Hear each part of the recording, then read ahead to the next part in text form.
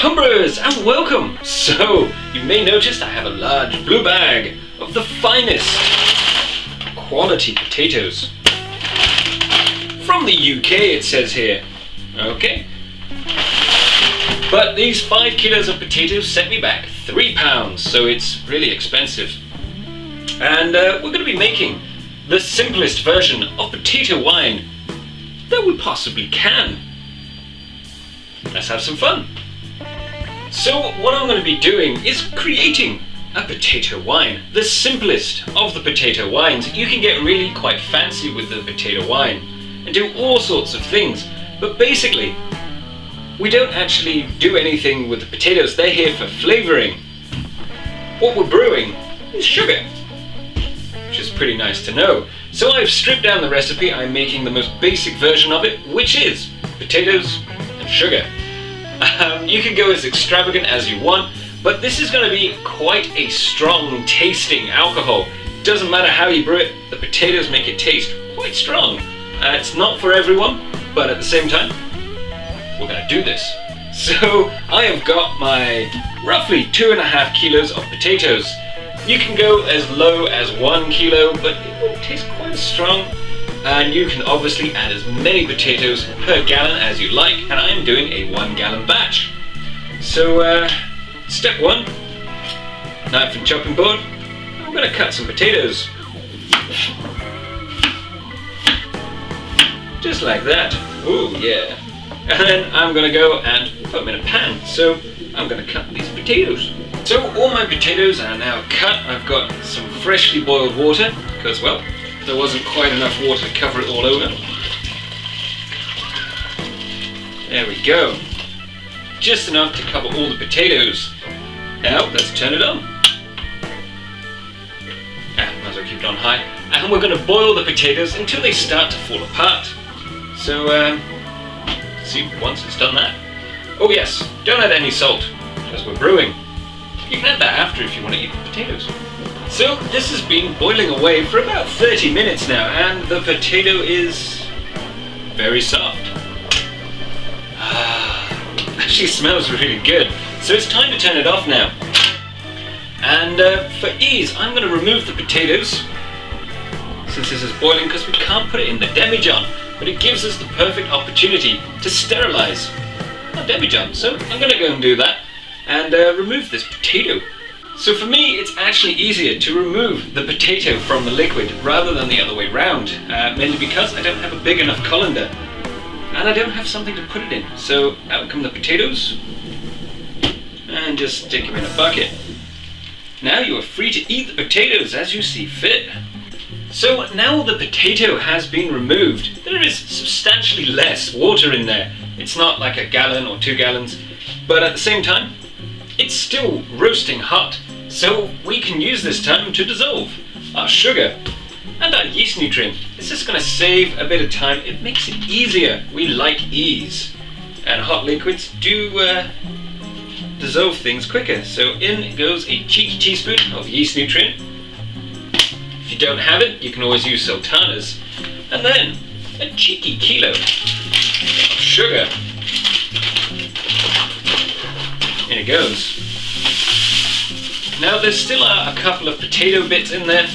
I'm going to remove them with a sieve when I get to put it in the demijohn. So I'm just going to stir this until it's all dissolved with a spoon.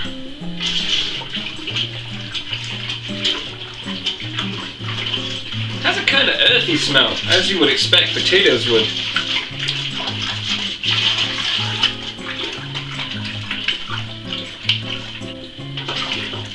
All the sugar dissolved in. Amusingly, just as a little point of reference, when you add in a large quantity of sugar to something like this, the potato pieces float. Did you know that? I suppose we changed the density so it would. So everything has been sterilized from my worktop to the funnel to the sieve to my demijohn and my airlock. Now, I'm using the glass ones because I happen to have them kicking upstairs and I haven't used them in ages. I've been using the plastic ones, plastic bottles, much more cheaper. I have like 10 of these demijohns and it cost me at the time about £100, whereas 10 of the plastic versions, which you can put a bit more in, cost me £10, so cheapness. But anyway, I'm going to be using my lovely demi-jar, so I can put it all on the side. And it's actually been roughly about an hour now. I had to pop out, so it's time to strain this in. It's now cool enough. Add on my sieve, and now let's strain the liquid through.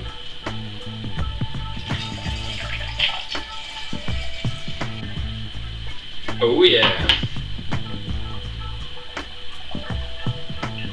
Has a beautiful colour to it. Yum. So you can see it has a lovely colour. It has taken on some of the colour from the potato skins themselves. A little bit is starch, but it will filter out and it will be clear again. Well, almost clear. And it's a really good idea to filter it because, well, you end up with this really fine stuff that you don't want in your demijohn. If you're brewing this in a bucket, no problems, you can have extra bits, but demijohn, don't want that. So I've got myself my kettle that I had previously boiled, so it's sterilised, and I'm going to top this up with the cold water.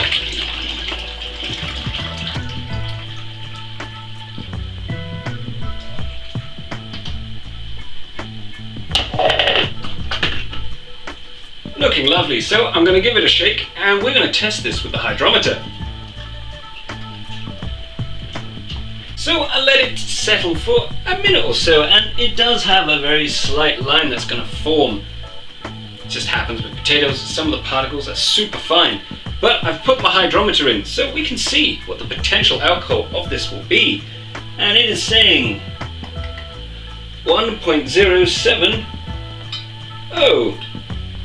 approximately. Which, if it ferments to dryness, it will be 11%.